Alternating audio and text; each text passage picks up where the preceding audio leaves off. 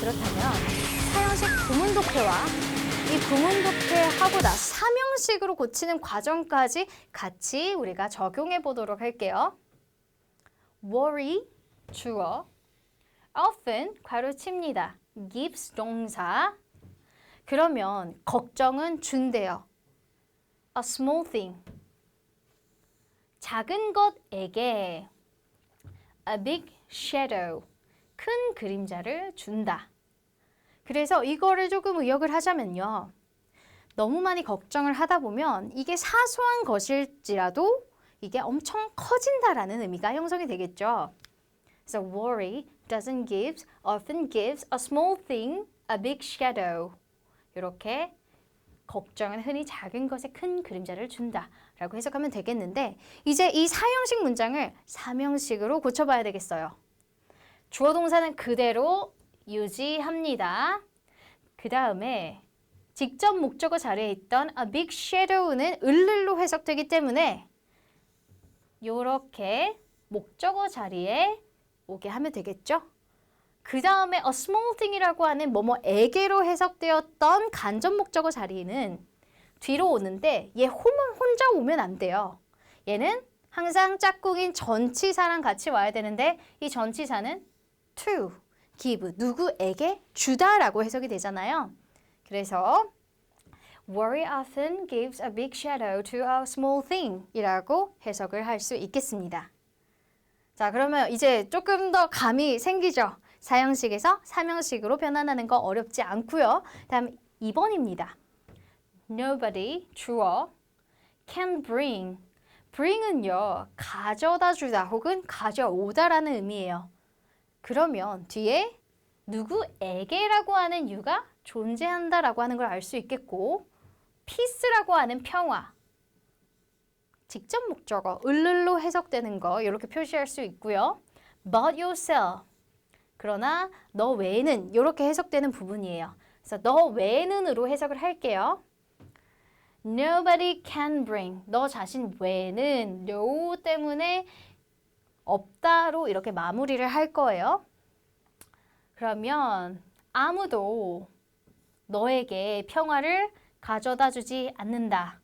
너 자신 외에는 이렇게 직독직해 하면 되겠죠?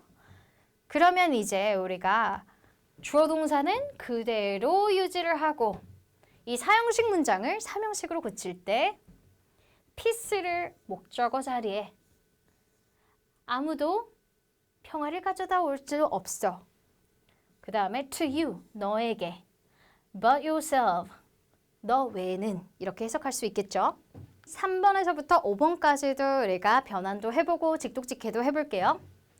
3번 money, 주어, can't buy, 사줄 수 없다. 그런데 중요한 건 목적어 자리에 사물이 나온 게 아니라 사람이 나왔습니다. 대상이 나왔어요. 그렇다면 뭐뭐에게 뭐뭐 을를로 바로 해석해야 된다는 거 이제 기억나시죠? 그래서 우리에게 좋은 건강을 이렇게 해석할 수 있겠고요. 그렇다면 우리가 문장을 변환할 때 good health가 목적어 자리에 바로 오면 되겠고 간접 목적어 자리에 있었던 이 us라고 하는 거는요. 이렇게 전치사와 함께 오면 되겠습니다. buy라고 하는 거 특징 자체가 누구에게 무언가를 사주다라는 의미이기 때문에 for, 전치사 for가 짝꿍 표현이죠. 자, 그 다음 4번이에요. My dad, 주어, sometimes, 가끔은요, makes, 만들어요. 그런데 목적어 자리에 사물명사가 아니라 우리의 family가 나왔죠. 그래서 our family가 목적어고요. 그 다음 various dishes, 다양한 음식들을 만들어 주셨습니다. 라고 해석을 하면 됩니다. 그래서 아버지께서 가끔 우리 가족에게 여러 가지 요리를 만들어 주신다. 라고 해석하면 되겠고요. 그럼 이 문장을 또 사명식으로 바꿔보면요. 주어 동사 그대로 유지. various dishes, 을를로 해석되는 이 직접 목적어를 이렇게 목적어 자리에 오게 하고 for our family, 그래서 우리의 가족들, 대상, 우리를 위해서 만들어 주시기 때문에 이렇게 표시를 하면 되겠습니다. 자, 5번이에요. 요거는 이제 질문 형태네요. 당황하지 마시고 I가 주어였고요. can ask, 우리가 품사 파트에서, 동사 파트에서 의문사 같은 경우에는요. 주어와 동사의 자리를 바꾼다 그랬죠. 그래서 can ask 부분에서 조동사의 맨 앞에 있는 can이랑 I만 바꾼 형태예요. 그래서 I can ask. 요까지는 그대로 유지될 거예요. You, 너에게 a favor. 직접 목적어, 부탁을 해도 될까라는 문제인데 자, 일단 ask라고 하는 동사는 전치사 of랑 짝꿍이라고 하는 걸 기억하시면 돼요. 그러면 can I ask a favor? 직접 목적어 자리에 있는 걸 여기로 집어넣고 of you? 그래서 너에게 부탁해도 될까? of가 일반적으로 뭐뭐의로 해석될 것 같잖아요. 그렇지만 이렇게 문장의 형식 전환에서는 뭐뭐에게라고 해석을 할 수 있습니다. 자, 그렇다면요. 이제 사형식 수여동사. 아까 언급하기는 했지만 우리가 이 동사들을 한번 다 같이 활용을 해보고 그 다음에 외워보도록 하겠습니다. 수여동사 첫 번째 give. 주다라고 하는 어휘죠. 그런데 주다라고 하는 거 전치사 누구랑 짝꿍이었는지 기억나세요? 네, 바로 to랑 짝꿍이었어요. bring은요. 가져오다, 가져다 주다 라는 의미였어요. 그래서 가져오다 라고 하는 의미이기 때문에 to가 정답이었고요. show는 어떨까요? show는 보여주다 라는 의미죠. 그래서 누구에게 무언가를 보여주다 라는 어휘였기 때문에 전치사 to랑 잘 어울립니다. 자, 그 다음에 send라고 하는 어휘예요. 보내다 라고 하는 의미가 있는데요.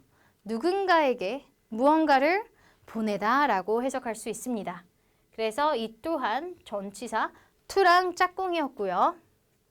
lend, 빌려주다라는 의미죠. 그러면 우리가 누군가에게 무언가를 빌려주다라고 해석을 할 수 있잖아요. 그럼 에게라는 의미인 전치사 to가 올 수 있겠고 teach는 가르치다라는 의미예요. 그래서 학생들에게 영어를 가르치다 to가 올 수 있고요. offer, 제공하다. 얘도 누군가에게 무언가를 제공하다. 전치사 to랑 잘 어울립니다. tell, 누군가에게 무언가를 말하다. 그러고 보니 여기 다 to로 이루어져 있네요. give, bring, show, send, lend, teach, offer, tell, 그 다음에 promise. 약속을 할 때 사람과 사람 간에 약속을 하게 되잖아요. 그러면 누군가와 약속하다가 어색하진 않겠지만 여러분들 to, 전치사 to, 뭐뭐에게 약속하다 라고 해석을 할 수 있습니다. 그래서 의역을 하자면 누군가에게 무언가를 약속하다 라고 해석을 할 수 있겠고요. hand는 건네다라는 의미죠. 누구에게 무언가를 건네다. 전치사 to랑 짝꿍이 됩니다. 지불하다. 그럼 지불하다는 어때요? 누군가에게 무언가를 지불하다. 요렇게 할 수 있겠고 자, 이제부터는 뭔가 조금 달라져요. buy는요. 누군가를 위해서 무언가를 사주잖아요. 그래서 전치사 for가 짝꿍이 될 수 있겠고 make도 누군가를 위해서 만들어주잖아요. for. choose는 선택하다. 근데 선택하다는 조금 애매하게 느껴지실 수 있어요. 그래서 choose는 누군가를 위해서 선택하다. choose는 for이다. 라고 하는 걸 기억해 주시고 get이라고 하는 거는 주다라는 의미예요. 누군가를 위해서 주다.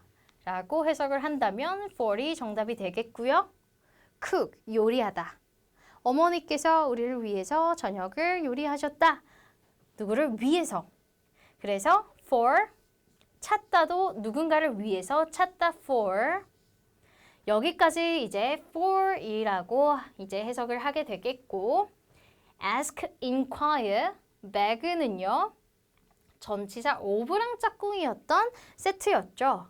ask, 물어보다. Can I ask you a favor? 라고 했던 문장 기억나시죠? 그러면 이 어휘가 혹시라도 이제 사형식 문장에서 삼형식으로 전환이 된다라고 하면 Can I ask a favor of you? 라고 바꿀 수가 있습니다. inquire, 질문하다, 물어보다라는 의미인데요. beg, 또 beg는 간청하다. 그래서 셋 다 물어보고 질문하고 요청하는 그러한 동사다라고 생각을 할 수 있습니다. 그래서 of랑 짝꿍이다. 자, 그러면 이제 다시 한번 전체적으로 복습을 해보면요. 사형식에서 삼형식으로 전환할 때 to를 쓰는 전치사 to를 쓰는 동사들이에요. give, bring, show, send, lend, teach, offer, tell, promise, hand, 그리고 pay. 얘네들은 뭐뭐에게 무언가를 뭐뭐 하다라고 해석을 했고요. 그 다음 전치사 for과 짝꿍이었던 동사들은요. buy, make, choose, get, find, cook 등이 있었습니다. 누군가에게 무언가를 위해서 만들다 라고 해석을 하게 되었고요. 마지막 세 개는요. ask, inquire, beg. 누군가에게 무언가를 물어보다, 질문하다, 간청하다로 해석을 할 수 있습니다. 그래서 이렇게 우리가 수요동사 편을 같이 암기를 했는데요. 유닛 8에서는요. 사형식 수요동사도 배웠고요. 문장의 구조도 배웠습니다. 어떻게 해석을 한다고? 네, 바로 주어, 동사 다음에 있는 목적어는 간접 목적어가 나와서 뭐뭐에게로 해석을 할 수 있겠고 직접 목적어 자리에는 을로 해석할 수 있었습니다. 그리고 조금 더 나아가서 우리가 사형식을 삼형식으로 바꾸는 그런 연습을 했는데요. 이때 전치사 to, for, of가 나왔었죠. 그래서 to랑 짝꿍인 동사들, for과 짝꿍인 동사들, of와 짝꿍인 동사들을 같이 활용해 보고 우리가 직접 문장을 바꿔봤습니다. 자, 그러면 이제 우리가 4개를 끝났으니 이제 마지막 하나의 형식이 남았죠. 너무 기대가 됩니다. 그러면 여러분들 복습하시고 유닛 9에서 만나도록 하겠습니다. See you later, alligator.